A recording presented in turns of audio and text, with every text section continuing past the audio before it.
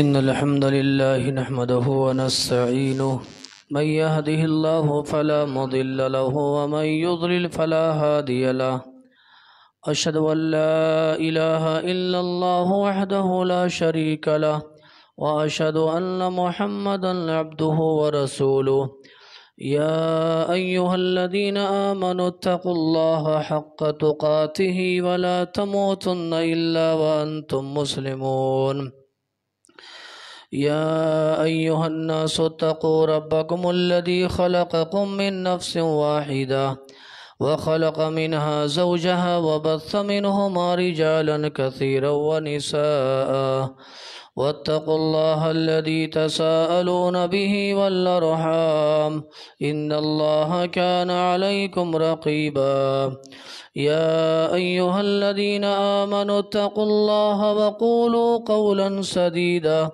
يصلح لكم أعمالكم ويغفر لكم ذنوبكم ومن يطع الله ورسوله فقد فاز فوزا عظيما أما بعد فإن خير الحديث كتاب الله وخير الهدي هدي محمد صلى الله عليه وسلم وشر الأمور محدثاتها وكل محدثة بدعة وكل بدعة ضلالة وكل ضلالة في النار. أعوذ بالله السميع العليم من الشيطان الرجيم. بسم الله الرحمن الرحيم. قال الله تبارك وتعالى في القرآن العظيم إن عدة الشهور عند الله 12 شهرا في كتاب الله يوم خلق السماوات والأرض منها 4 حرم ذلك الدين القيم. ہر قسم کی بڑائی، کبریائی، حمد و ثنا اس اللہ وحدہ لا شریک خالق کائنات مالک ارض و سما کے لیے لاکھ و زیبا ہے، جس اللہ تبارک و تعالیٰ نے مجھے اور آپ کو پیدا فرمایا اور بیش بہا انگنت نعمتوں سے نوازا. بعدہ صلاۃ و سلام و تمام انبیاء کرام علیہم الصلاۃ و تسلیم پر سیدنا آدم علیہ الصلاۃ والسلام سے لے کر میرے اور آپ کے آخری نبی آقائے نامدار تاجدار مدنی ساقی کوثر شافع محشر حضرت محمد الرسول اللہ صلی اللہ تعالی علیہ وسلم پر، جنہیں اللہ تبارک و تعالی نے اس کائنات کا رحمت للعالمین بنا کر مبعوث فرمایا. اللہم صلی وسلم مبارک علیہ. قابل احترام بزرگوں، عزیز ساتھیوں، نوجوان دوستوں، پیارے بچوں اور معزز خواتین اسلام، اس مختصر سے حمد و صلات کے بعد اللہ کی توفیق اور اس کی مدد سے قرآن مجید کی سورۃ التوبہ کی ایک مشہور اور معروف آیت کریمہ میں نے تلاوت کی ہے.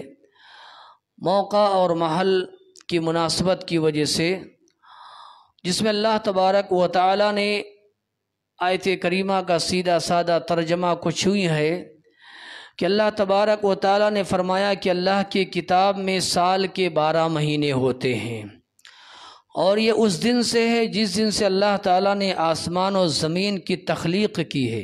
کوئی یہ نیا مسئلہ نہیں ہے. اللہ نے اس میں فرمایا کہ ان میں 4 مہینے یہ حرمت والے ہیں، بڑے ہی محترم اور بڑے ہی معظم مہینے ہیں. ان 4 مہینوں میں 3 مہینے لگاتار ہیں، ذوالقعدہ، ذوالحجہ اور ایک محرم، اور چوتھا جو مہینہ ہے وہ رجب کا مہینہ ہے، جو آنے والے مہینوں میں آئے گا انشاءاللہ تبارک و تعالی. اب 4 مہینے یہ حرمت والے ہیں، ان میں ایک مہینہ محرم الحرام کا بھی ہے. ہم اللہ تبارک و تعالی کے فضل و کرم سے اس مہینے میں داخل ہو چکے ہیں، اور آج اس کی یہ 9ویں تاریخ ہے، اور آنے والا جو کل ہے ہفتہ کا دن ہے وہ 10ویں محرم کی تاریخ ہوگی انشاءاللہ العزیز. اب اللہ تبارک و تعالیٰ نے یہ فرمایا ہے کہ 4 مہینے یہ حرمت والے ہیں، محترم ہیں. اس میں اللہ تعالیٰ نے فرمایا ہے کہ ان مہینوں میں خاص طور پر اپنی جانوں پر ظلم نہیں کرنا. ویسے سال کے 12 مہینے ہی محترم ہیں، سب احترام والے ہیں، لیکن 4 مہینے خاص طور پر اللہ تعالیٰ نے ان کی تعین کر دی ہے کہ ان مہینوں میں خاص طور پر اپنی جانوں پر ظلم نہیں کرنا، گناہ کے کام ہیں، معصیت کے کام ہیں، نافرمانی کے کام ہیں، بغاوت اور سرکشی کے کام ہیں، یا اپنی جانوں پر اپنی نفسوں پر ظلم کرنا ہے، اللہ تعالیٰ نے اسے سختی کے ساتھ منع کر دیا ہے۔ ہمیں اور آپ کو چاہیے کہ ان محترم مہینوں کا احترام کرتے ہوئے جتنا زیادہ ہو سکے معصیت اور گناہ کے کاموں سے بچنا چاہیے، اور ان میں یہ محرم کا مہینہ بھی چل رہا ہے اور اس کی یہ 9ویں تاریخ ہے۔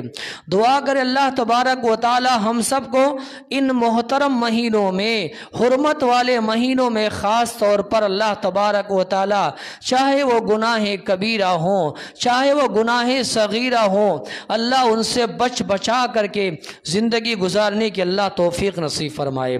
اور جانتے ہیں یہ مہینہ اتنا محرم ہے، یہ محرم الحرام کا یہ مہینہ اتنا محترم ہے کہ پیارے نبی جناب محمد الرسول اللہ صلی اللہ علیہ وسلم نے اپنی احادیث میں اسے اللہ کا مہینہ قرار دیا۔ شہر اللہ المحرم، یہ اللہ کا مہینہ ہے۔ آپ سوال کر سکتے ہیں کہ سال کے بقیہ کیا 11 مہینے یہ اللہ کے نہیں ہیں؟ نہیں، سال کے 12 مہینے یہ اللہ کے ہی مہینے ہیں، اللہ تعالیٰ ہی نے بنایا ہے، لیکن اللہ تبارک و تعالیٰ نے اس مہینے کی نسبت اپنی جانب کی ہے۔ جیسے سبحان اللہ خانہ کعبہ ہے، خانہ کعبہ کو اللہ تعالیٰ نے فرمایا یہ میرا گھر ہے، وَبَيْتِيَ لِلطَّائِفِينَ وَالْعَاكِفِينَ وَالرُّكَّعِ السُّجُودِ، اللہ تعالیٰ نے کہا گا خانہ کعبہ یہ میرا گھر ہے۔ ویسے دنیا کے سارے مساجد یہ اللہ تبارک و تعالیٰ کے گھر ہیں، لیکن خانہ کعبہ کی عظمت کو اللہ تعالیٰ نے بیان کرتے ہوئے اس کی نسبت اپنی جانب کی ہے۔ ایسے محرم الحرام کا جو مہینہ ہے نا، اللہ تعالیٰ نے فرمایا یہ اللہ کا مہینہ ہے، شہر اللہ المحرم۔ میری آپ کی خوش نصیبی یہ ہے کہ ہم اور آپ اس مہینہ سے، یہ مہینہ ہمارے آپ کے سروں پر سے گزر رہا ہے، یہ ہمارے لیے سعادت کی بات ہے کہ جس مہینے کو پیارے نبی محمد الرسول اللہ صلی اللہ علیہ وسلم نے اللہ کا مہینہ قرار دیا ہے، وہ مہینہ ہمارے اور آپ کے سروں سے گزر رہا ہے۔ میرے بھائیوں، اور اس حوالے سے دوسری بات یاد رکھیں جو اس مہینے کی شرعی اور تاریخی حیثیت ہے، وہ دوسری بات یہ ہے کہ اس مہینے کے 2 روزے ہیں جو اللہ تبارک و تعالیٰ کو بہت پسند ہے، اللہ کو بہت محبوب ہے۔ آج ہم میں سے اکثر بھائیوں نے الحمدللہ ان 2 روزوں میں ایک روزہ رکھا ہے۔ دعا کرے اللہ تبارک و تعالیٰ قبول فرمائے۔ آج فجر کی نماز میں جب آدھی مسجد سبحان اللہ مصلیوں سے بھری ہوئی تھی، ہر ایک آدمی نے زبان سے یہی کہا کہ آج سب سحری کر کے آئے ہیں، سبحان اللہ۔ دعا کرے اللہ تعالیٰ قبول فرمائے۔ اور آنے والا جو کل ہے، جو اصل روزہ ہے 10ویں محرم کا روزہ ہے، وہ روزہ بھی رکھنے کی اللہ تعالیٰ توفیق نصیب فرمائے۔ اگر آپ نے 2 روزے رکھے ہیں 9 اور 10 یا 10 اور 11، یہ 2 روزے اگر آپ نے رکھے ہیں، پیارے نبی محمد رسول اللہ نے فرمایا ان یکفر السنۃ التی قبلہ، 1 سال گزشتہ 1 سال کے گناہ اللہ تبارک و تعالی معاف فرما دیتے ہیں۔ ہمیں بڑی خوشی ہوتی ہے جب دنیا بدعات و خرافات میں مبتلا ہوتی ہے، دنیا کے لوگ عام مسلمان جب بدعات اور خرافات کی زندگی جی رہے ہوتے ہیں، الحمدللہ ثم الحمدللہ آپ روزے میں گزارتے ہیں، اللہ کی قسم ہے یہ بڑی سعادت کی بات ہے۔ دعا کرے اللہ تعالیٰ قبول فرمائے۔ یہ دوسری بات ہے جو میں نے بڑے اختصار کے ساتھ رکھی ہے۔ تیسری بات میرے بھائیوں یہ ہے کہ یہ محرم الحرام کا جو مہینہ ہے نا، یہ اسلامی سال کا پہلا مہینہ ہے۔ کیسے جانتے ہیں؟ ہم اور آپ 1444 ہجری میں تھے، کیلنڈر بدل چکا ہے، اب ہم 1445 ہجری میں داخل ہو چکے ہیں۔ کیا مطلب ہے؟ ہماری آپ کی زندگی کا 1 سال کم ہو گیا، سبحان اللہ۔ ہم اور آپ اپنی قبر سے اپنی موت سے 1 سال اور قریب ہو گئے ہیں۔ 1444 میں تھے، 1 سال ہمارا اور آپ کا 1445 ہجری میں داخل ہونا، مطلب یہ ہے ہم اپنی موت سے قریب ہو رہے ہیں، اپنے قبر سے قریب ہو رہے ہیں، اپنے آخرت سے قریب ہو رہے ہیں۔ ہمیں اور آپ کو اس کا محاسبہ کرنا چاہیے۔ سال گزشتہ ہم نے کیسے گزارا ہے؟ نیکیوں میں گزارا ہے، حالت صیام میں گزارا ہے، حالت نماز میں ہم نے گزارا ہے، صدقہ اور خیرات میں ہم نے گزارا ہے۔ 1444 آپ نے میں نے کیسے گزارا ہے؟ یہ کل اللہ کے دربار میں حساب دینی ہے۔ اور آنے والا یہ سال جو لگ چکا ہے 1445 ہجری، اسے کیسے گزارنا ہے یہ میری آپ کی ذمہ داری ہے۔ شریعت کے اندر پیارے نبی محمد الرسول اللہ صلی اللہ علیہ وسلم کی حدیث کے اندر ہمیں ساری باتیں بتا دی گئی ہیں۔ میرے بھائیوں، میں ایک مثال دینا چاہتا ہوں۔ حضرت حسن بصری رحمت اللہ علیہ بہت بڑے امام گزرے ہیں، ان کے پاس ایک شخص آیا ملاقات کے لیے، دین کا علم سیکھنے کے لیے، شریعت کی جانکاری کے لیے آیا۔ حسن بصری رحمت اللہ علیہ نے پوچھا آپ کی عمر کتنی ہو گئی ہے؟ اس نے کہا 60 سال کا ہو گیا ہوں۔ کتنے؟ 60 سال کا ہو گیا ہوں۔ حسن بصری رحمت اللہ علیہ نے کہا جانتے ہو 60 سال کا مطلب یہ ہے تم 60 سال سے اپنی قبر کی طرف سفر کر رہے ہو، آخرت کی طرف سفر کر رہے ہو۔ 60 سال سے اللہ تبارک و تعالیٰ کی طرف ملاقات کرنی ہے، اس کی طرف سفر کر رہے ہو۔ وہ آدمی حیران و ششدر رہ گیا، پریشان ہو گیا۔ کہا حضرت اس کا علاج کیا ہے؟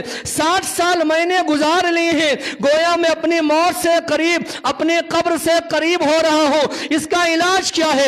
حسن بصری رحمت اللہ علیہ نے کہا اس کا سیدھا سادہ علاج یہ ہے کہ اب باقی جو بچی کچی زندگی ہے نا، اسے اللہ کی عبادت میں لگاؤ۔ سبحان اللہ، اللہ تبارک و تعالیٰ کی بندگی میں لگاؤ، دین کے کاموں میں لگاؤ، شریعت کے کاموں میں لگاؤ۔ یہی پیغام میرے لیے آپ کے لیے ہے۔ ہماری آپ کی زندگی جتنی گزر چکی ہے سو گزر چکی ہے، اب یہ نیا سال آیا ہے، عہد و پیمان کرو کہ انشاءاللہ اب جو باقی زندگی باقی بچی ہے اللہ تیری بندگی میں لگائیں گے، انشاءاللہ اللہ تیری عبادتوں میں لگائیں گے انشاءاللہ تبارک و تعالی، مساجد کو آباد کرنے میں لگائیں گے انشاءاللہ تبارک و تعالی۔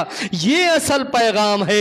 ہر آنے والا نیا سال جشن، اس کا جشن منانا، مبارکبادی دینا، خوشیوں کا اہتمام کرنا، یہ اصل مسئلہ نہیں ہے۔ مسئلہ یہ ہے کہ سال گزر گیا ہے، آپ نے کیا سیکھا ہے، اور نئے سال میں داخل ہو گئے ہیں، آپ نے تیاری کیا کی ہے میرے بھائیوں۔ یہ اصل سب سے بڑا پیغام ہے۔ لوگ اپنے بچوں کا مناتے ہیں برتھ ڈے، بچہ بڑا ہو رہا ہے، 6 سال کا تھا 7 سال کا ہو گیا ہے، 10 سال کا تھا 12 سال کا ہو گیا ہے۔ ان نادانوں کو یہ خبر نہیں ہے کہ 10 سال کے بچے نے زندگی کیسے گزاری ہے، 12 سال کے بچے نے زندگی کیسے گزاری ہے، اور اب آگے مجھے کیسی زندگی طے کرنی ہے۔ ہمیں اور آپ کو اصل اس پر زور دینا ہے، اور شریعت نے ہمیں اس پر تعلیم دی ہے۔ دعا کرے اللہ تعالی ہمیں سمجھ نصیب فرمائے۔ یہ 3 باتیں میں نے بڑی جلدی میں کہی ہیں، اور 2 باتیں اور ہیں انشاءاللہ العزیز جو اصل پیغام ہے، وہ کہہ کر کے اپنی بات میں ختم کروں گا۔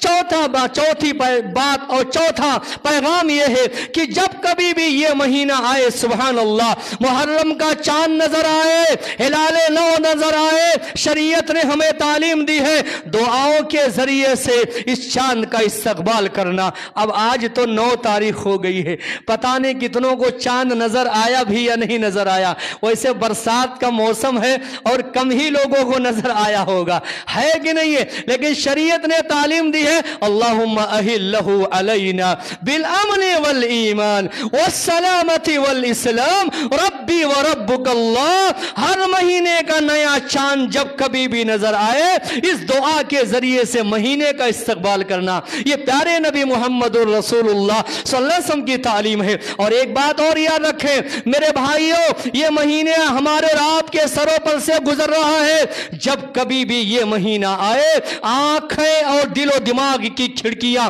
کھول کر کے ان باتوں کو اپنے ذہن میں بٹھا لیجئے۔ ہم اور آپ ہمیشہ اس مہینے میں خاص طور پر صحابہ کرام کی قربانیوں کا تذکرہ ہونا چاہیے۔ سبحان اللہ، ان کی کیا قربانیاں ہیں، کیا جد و جہد ہیں، کیا سبحان اللہ ان کی دین کے لیے محنتیں ہیں، اس کا تذکرہ ہونا چاہیے۔ یہی وہ مہینہ ہے جس میں صحابہ کرام سبحان اللہ مکہ المکرمہ کو انہوں نے چھوڑ کر کے مدینہ منورہ کو اپنا وطن بنایا تھا، انہوں نے ہجرت کیا تھا۔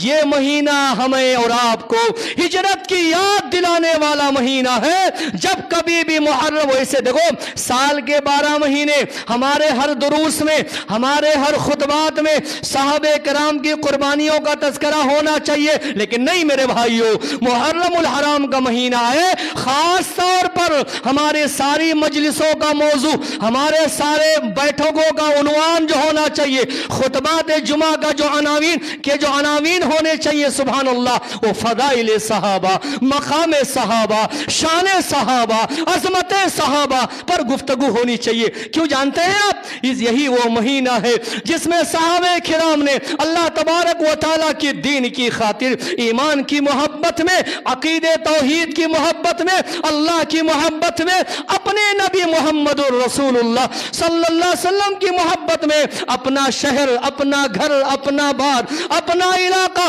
اپنے عزیز، اپنے اعزاء، اپنے اقارب، یہاں تک کہ بعض صحابہ کرام کو بیوی بال بچوں کو چھوڑ کر کے مدینہ جانا پڑا تھا۔ آپ اسے معمولی سمجھ رہے ہیں؟ آپ چند دنوں کے لیے اگر پردیش چلے گئے ہیں تو آپ کو اپنے بچوں کی یاد کیسے آتی ہے، اپنے گھر والوں کی یاد کیسے آتی ہے؟ پردیس آپ کو کانٹے کی طرح لگتا ہے، پردیس سے نکل کر کے بھاگنا چاہتے ہیں آپ، اور یاد کیجئے صحابہ کرام نے اللہ تبارک و تعالیٰ کی خاطر سب کچھ چھوڑ دیا سبحان اللہ۔ مکے میں جو صحابہ مشہور تھے مدینے میں جا کر کے گمنام ہو گئے، مکے میں جو صحابہ کرام مالدار تھے مدینے میں جا کر کے جھپڑ پٹی میں رہنے لگے، مکے میں جو صحابہ کرام کے بیوی بال بچے تھے مدینے میں جا کر کے تنے تنہا ہو گئے سبحان اللہ۔ مثالوں کی بات کروں، سینکڑوں مثالیں موجود ہیں، وقت کی تنگی کا شکوہ ہے۔ ایک مثال دوں گا میں انشاءاللہ، صہیب نام یاد رکھیں، کیا نام ہے؟ حضرت صہیب رومی رضی اللہ تعالی عنہ، کیا پیارا نام ہے، کیا خوبصورت نام ہے، صہیب رومی رضی اللہ تعالی عنہ۔ جانتے ہیں انہوں نے مکے میں بڑی دولت کمائی تھی، بڑی دولت کمائی تھی، رہنے والے کے تھے روم کے، مکے میں آئے اور تجارت انہوں نے کی، اللہ نے برکت دی، مکے میں بس گئے، وہیں رہنے لگے، بڑی دولت کمائی، مکے کے مالدار ترین رئیسوں میں ان کا شمار ہوتا تھا۔ جب اللہ کا یہ حکم آیا، پیارے نبی محمد رسول اللہ کا پیغام آیا، مکہ چھوڑ کر کے مدینہ جانا ہے، صہیب رومی رضی اللہ عنہ نے کیا کیا؟ سارا مال، خزانہ، اثاثہ، سونے چاندی سب بھر لیے، ایک گٹھر میں باندھ لیے اور لے کر کے مدینہ کی طرف نکل پڑے۔ غور سے ان ایک ایک باتوں کو سننا، یہ بڑی قیمتی باتیں ہیں، بڑا قیمتی پیغام ہے، یہ جمعہ کا اصل پیغام ہے میرے بھائیوں۔ جانتے ہیں جب یہ سارا سامان، یہ اثاثہ، یہ خزانہ لے کر کے مکے سے چلے، سرحد پر، بارڈر پر مکے کے مشرکین موجود تھے، انہوں نے کہا صہیب کہاں جا رہے ہو؟ بولے جا رہا ہوں مدینہ۔ کہاں جا رہا ہوں؟ مدینہ جا رہا ہوں۔ اور جانتے ہیں مکے کی گلیوں سے صحابہ کرام کو پیار تھا۔ کسے نہیں پیار ہے اپنے وطن سے، کسے نہیں پیار ہے اپنے شہر سے، کسے نہیں پیار ہے اپنی بستی سے؟ صحابہ کرام کو مکے کے پتھر، وہاں کے کنکر، وہاں کی گلیوں، وہاں کی پہاڑوں، وہاں کی وادیوں سے پیار تھا، لیکن نہ، اللہ کا حکم آیا چھوڑ کر کے نکل پڑے۔ صہیب رومی رضی اللہ تعالیٰ عنہ سے کفار مکہ نے، مشرکین مکہ نے کہا کہ صہیب یہ سارا خزانہ لے کر کے کہاں جا رہے ہو؟ کہا جا رہا ہوں مدینہ جا رہا ہوں، یہاں رہنا دشوار ہو گیا ہے، عبادت کرنی دشوار ہو گئی ہے، نماز پڑھنا دشوار ہو گیا ہے، اللہ کا نام لینا دشوار ہو گیا ہے، یہاں نہیں رہوں گا، مدینے جا رہا ہوں۔ جانتے کیا ہوا؟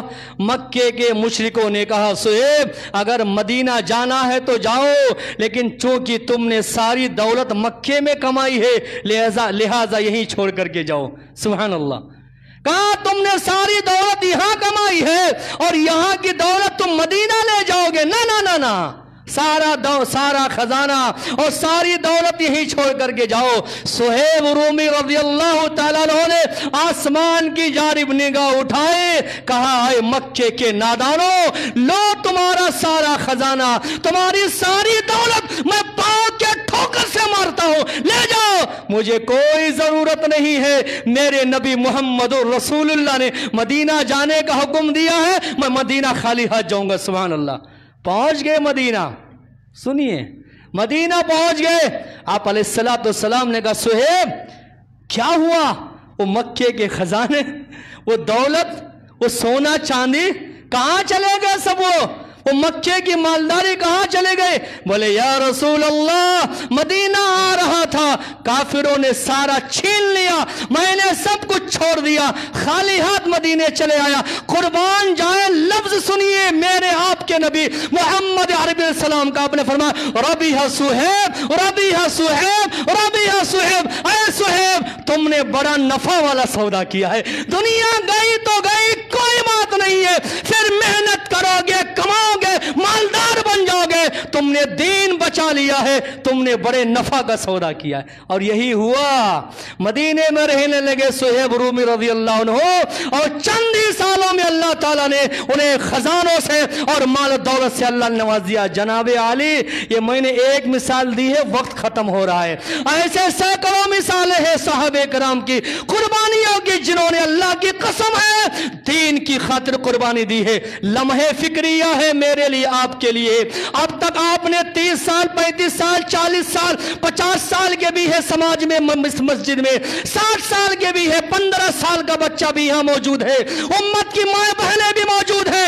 لمحے فکریہ یہ ہے کہ میں نے آپ نے اب تک کے لیے، اب تک دین کے لیے کیا قربانی دی ہے، کیا رہی ہے آپ کی قربانی، کیا رہی ہے آپ کی خدمت، کیا رہی ہے آپ کے اندر جذبہ قربانی۔ سوال آپ اپنے آپ سے کرنا، میں اپنے آپ سے کروں گا کہ میں نے آپ نے اب تک، افسوس کی بات ہے اس دین توحید کے لیے، اس دین واحد کے لیے میری آپ کی قربانی کہاں تک رہی ہے؟ ذرا جانا، تنہائی میں بیٹھنا، ٹھنڈے دل سے سوچنا، میں 35-40 سال کا ہو چکا ہوں، میں نے اب تک دین کے لیے کون سی قربانی دی ہے؟ کسی نے گھر چھوڑا، کسی نے بیوی بال بچوں کو چھوڑا، کسی نے دولت کو ٹھکرایا، میں نے اب تک دین کے لیے میں نے کون سی قربانی دی ہے؟ ذرا سوچ لینا اور اس کے بعد مستقبل کا فیصلہ کرنا۔ دعا کرے اللہ تعالی ہمیں اس کی توفیق نصیب فرمائے، سوچنے کی، غور کرنے کی، اللہ تعالی ہمارے اندر جذبہ پیدا فرمائے۔ اور وہ مثال میں نے دی تھی ام سلمہ، ابو سلمہ رضی اللہ تعالی عنہ کی، وہ مثال دوبارہ نہیں دے سکتا ہوں، وقت نہیں ہے میرے بھائیوں، کہ جس ابو سلمہ نے اپنے بیوی بال بچوں کو چھوڑ کر کے مدینہ چلے گئے تھے، سارے مکے والے، ان کے سسرال والوں نے بیوی کو بھی چھین لیا تھا، اور ان کے بچوں اور ان کے خاندان والوں نے ان کے بچے کو چھین لیا تھا، تنے تنہا چلے گئے تھے مدینہ۔